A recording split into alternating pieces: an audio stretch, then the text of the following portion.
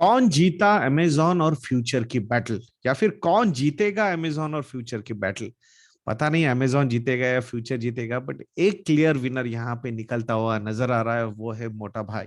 मोटा भाई यानी कि Reliance industries, Reliance retail. Yes, अब जिस तरीके की न्यूज सामने आ रही है, अमेजॉन ने फाइनली फ्यूचर को बोल दिया कि भाई हमने जो 194 मिलियन डॉलर या फिर अराउंड 200 मिलियन डॉलर्स जो आपके फ्यूचर कूपन्स में इन्वेस्ट किए थे, एटलीस्ट वो पैसा हमें वैसा के वैसा वापस कर दो।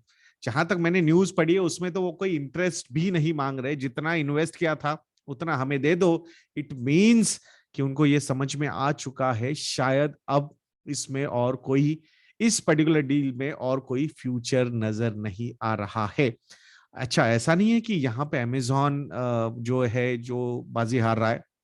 Even future group is also uncertain कि अब रिलायंस इंडस्ट्रीज या फिर रिलायंस रिटेल की तरफ से क्या वो ऑफर अभी भी वैलिड है जो उन्होंने अराउंड 25,000 करोड़ रुपीज इन्वेस्ट करने का दिया था।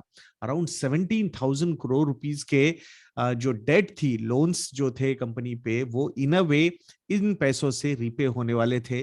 बट अब जो अनसर्टेनिटी है वो सिर्फ और सिर्फ फ्यूचर ग्रुप पे नहीं है, बट फ्यूचर ग्रुप के जो लेंडर्स है उन पे भी ये अनसर्टेनिटी नजर आ रही है।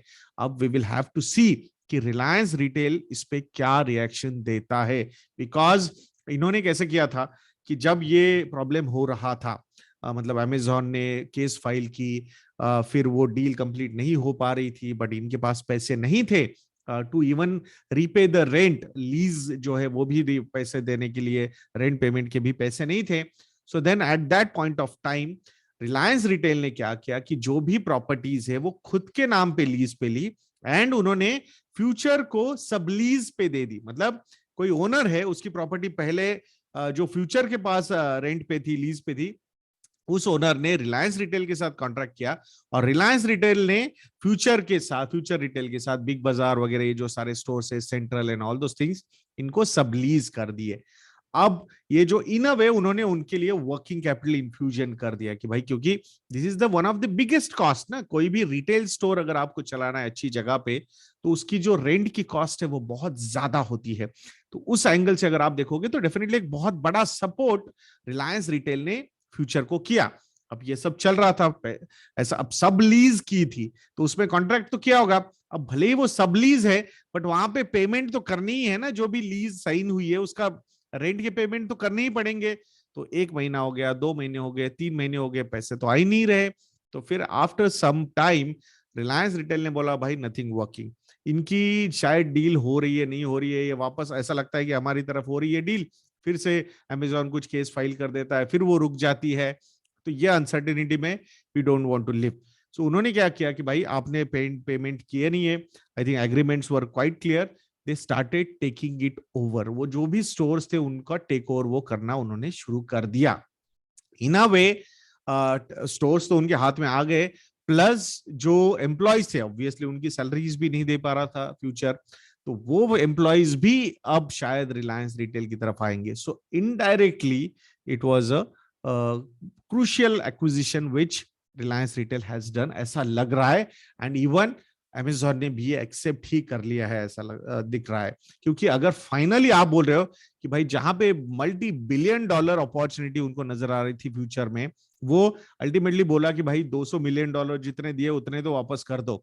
सो इट मींस कि I think everybody has accepted कि क्या इसका रियलिटी या ट्रूथ होने वाला है, या फिर क्या इसका अल्टीमेट रिजल्ट होने वाला है।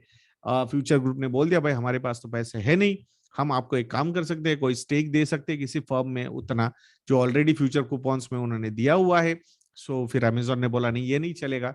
सो फिर अमेजोन ने सुप्रीम कोर्ट का अप्रोच किया, बोला कि भाई ये नहीं हो रही है डील, नाउ आप ही इसका जो भी फैसला है आप सुना दो, हम हमारी तरफ से आर्ग्यूमेंट रखेंगे, फ्यूचर ग्रुप की तरफ से भी आर्ग्यूमेंट रखे जाएंगे, एंड देन शायद आने वाले समय में एग्जैक्ट हमें पता चलेगा कि ये क्या हो रहा है। मतलब ये तो लग रहा है कि शायद अमेजॉन ये पर्टिकुलर केस नहीं जीत पाएगा, बहुत सारे एफडीआई के रूल्स एंड रेगुलेशंस भी है रिटेल रिलेटेड, तो शायद वैसे तो हो नहीं सकता। तो इसीलिए उनको लगा भाई जी जितने हैं उतने पैसे तो दे दो।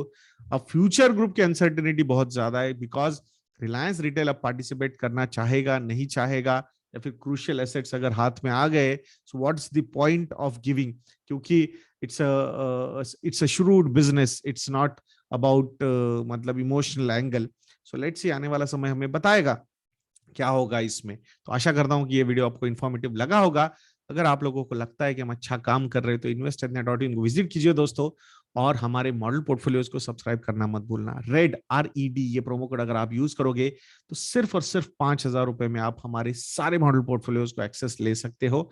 एंड अब इन्वेस्टमेंट की फैसिलिटी भी investornet.in वेबसाइट से अवेलेबल हो चुकी है। स्मॉल केस के साथ सारे टेक्नोलॉजी के इंटीग्रेशन हमने कंप्लीट कर दिए हैं। तो आशा करूंगा आप उसका भी लाभ उठाएंगे। तो ऐसे वीडियोस के लिए चैनल पे बने रहिए, वीडियो को लाइक करना, शेयर करना और चैनल को सब्सक्राइब करना मत भूलना। नेक्स्ट वीडियो में मिलते हैं। जय हिंद।